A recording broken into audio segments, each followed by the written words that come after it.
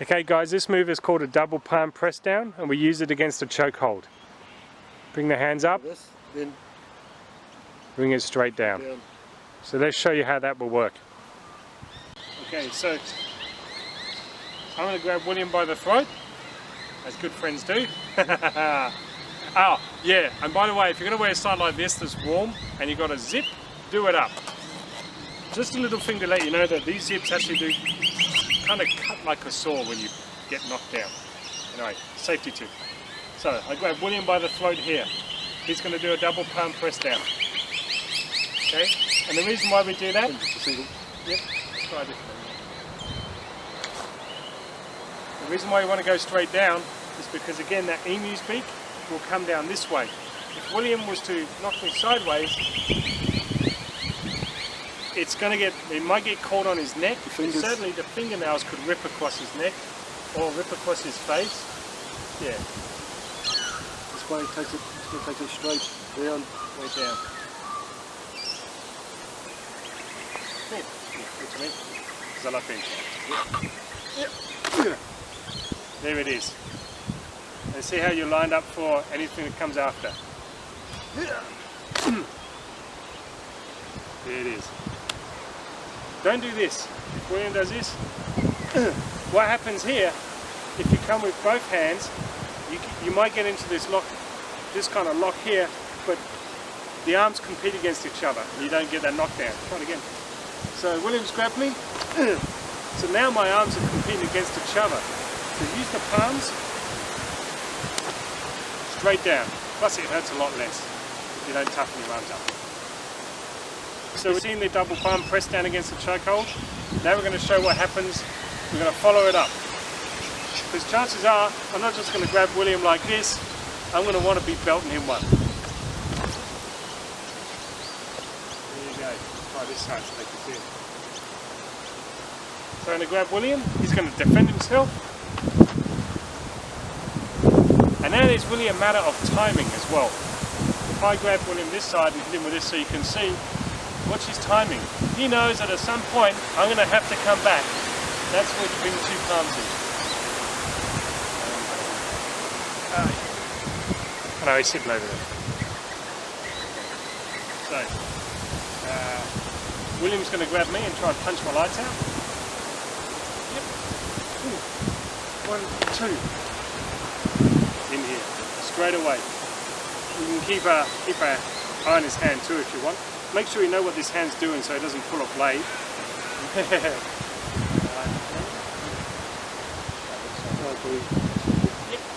Here it comes in. 1, 2, down. There it is. So essentially what we've done is I'm going by the throat, I'm defending. I know at some point he's got to pull back. This hand's already up. This one comes in to reinforce the double palm press down. Okay, so you've seen a double palm press down with a retaliation, with a retaliatory strike. What we're going to do now is we don't just want to strike them, we want to kind of get rid of them. So we don't really want to be sitting there trading blows and seeing who wins. That's a game of attrition, we don't do that. So what's going to happen is I'm going to grab William by the throat, I'm going to attack him, he's going to do the double palm press down, he's going to strike me back, and then he's going to do a braced push to get rid of me. So.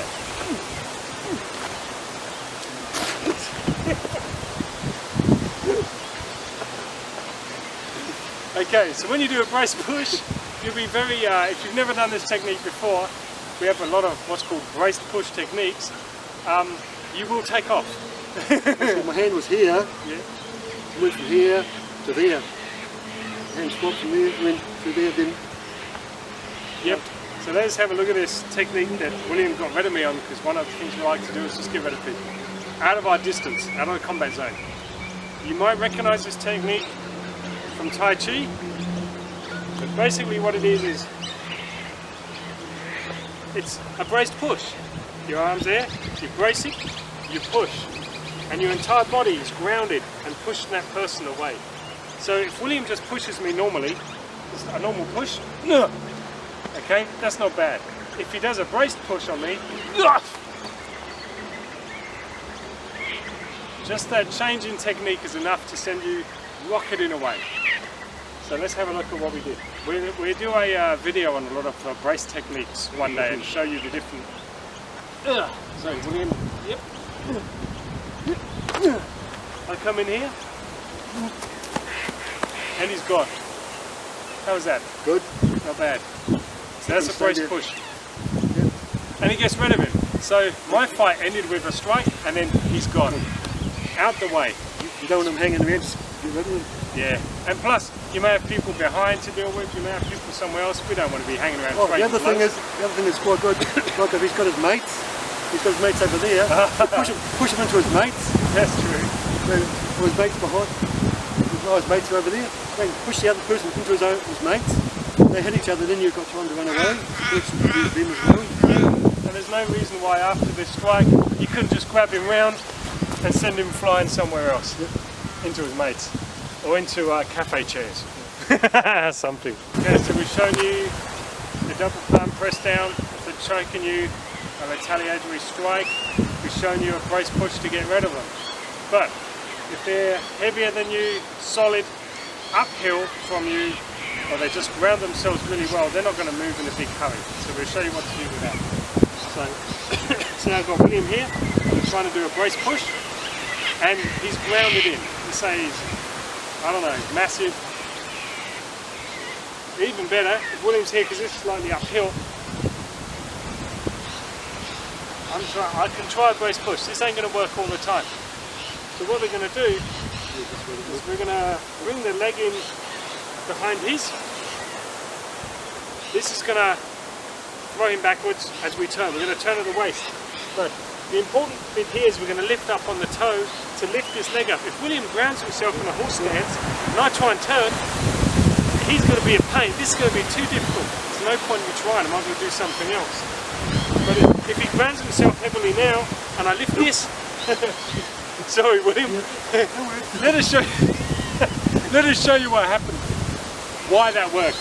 And it's trying to get, actually I'll tell you what, it's a good idea. Let's do it. William's going to face this way so you can see where I'm hitting, which is his thigh here. William's going to ground in, so moving him is a pain. If I try and pull him back, he's still grounded. Okay? Now, my legs come here. If he's grounded in, this, oh, Jesus, that is hard work. Now he's going to ground in like that, but what I'm going to do is I'm going to lift up on my toes, and with my knee and this part of my leg, my thigh, I'm going to bump the back of his thigh up. So he's going to ground in, and then I'm going to, gone. There he is. William can do that to me. I'll face this direction. So if I ground in, William tries to, you can't do a break. So he's going to try and kick me backwards. What I'm doing is I'm leaning forward too, to make this real hard. Now it's going to bump.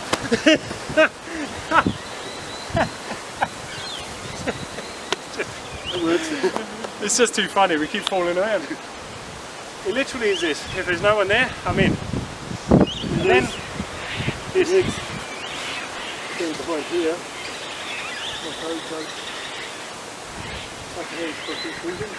Yeah.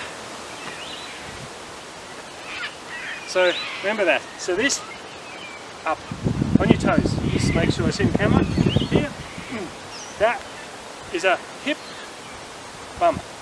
Then you're going to turn this way, takes them backwards. So you're literally twisting them over this way.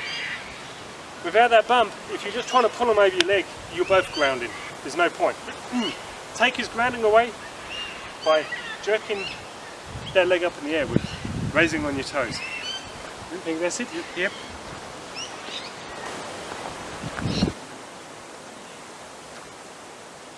Okay, so just one extra point to be made on that last technique, and that is, see which is the best direction to do this or how. If I'm in here to throw William backwards and I bump his leg, but he moves that leg out the way, that sort of leaves us in a kind of predicament, right? So let's have a look at if I do that. I go like this, he moves his leg, yeah, do it to avoid getting thrown. I come in. See how he's still got his footing? It's not really... So what you do to get around that is you can move a very small, a very, very small movement to the other direction when he moves his leg, and then go down. So I'm in here, he moves,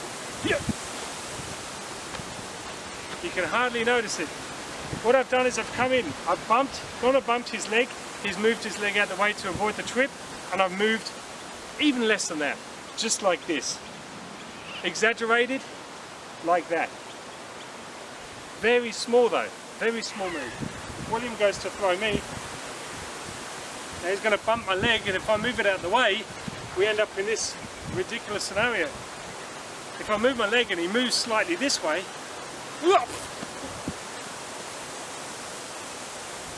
it is such a minuscule move. Such a minuscule move. I don't know how else to show it. Yeah. And so here on my hand, it's this way like that. The hook's on his body. It's up, then moves. Now if I move, whoa! So all this is going. Because what I'm trying to do is I'm trying to step back here, and now I've got William. Or I'm just trying not to fall over. And this works too with that, the foot sweep, which we can show. I don't know how to show it. So if William goes to hit me, say, see if we can explain. Now, there's a sweep where I can sweep this leg. Okay, you might move back. I don't know if we're in camera. Yeah, I can do. Yeah. So usually I could go sweep the leg and he'd go down. If he moves his leg out the way, swings it out the way to avoid it, see where we end up? So what you do with this is you do the same move, this direction. It was such a small move, you hardly notice. This way. So it works on both those techniques. Here, move. This way is gonna just the smallest move, bang. Because a lot of people, it's a natural instinct. Someone goes to trip me, I'm like, whoa, I'm still balanced on this leg. But if I go whoa and you take my balance, and it only needs, how much balance do I need? If I'm balanced on one leg, exactly. Even keep pushing till, yeah, it doesn't take much, especially as my leg's swinging at the same time. William will push me as my leg's swinging. That's it. So that's just one extra thing to add. So we've gone through, we've come in, and we've retaliated, we've done a brace push. They don't move on a brace push because of grounding, because of the height, maybe they're on higher ground, or they're just a lot stronger and they're a lot heavier. So then we come in and we bump them backwards. But if their leg goes out to avoid it, and they're like, oh, I'm going to avoid that, pull them this way slightly. They're going to go down. Okay?